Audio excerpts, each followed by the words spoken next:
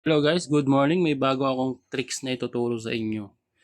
Konti lang nakakaalam na ito pero pag napanood mo to, magugulat ka. So, kung paano mo malalaman yung password ng mga nilagin mo sa cellphone mo.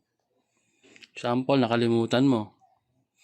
Password mo sa Facebook, nakalimutan mo password mo sa Philwin or kung saan-saan pa. So, una, punta ka sa Google.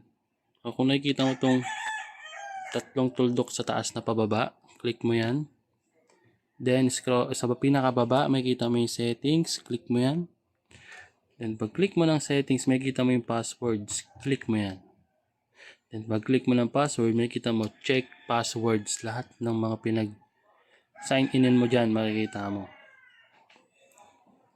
And, makikita mo kung anong password mo. So for more video and tricks, please click the follow button.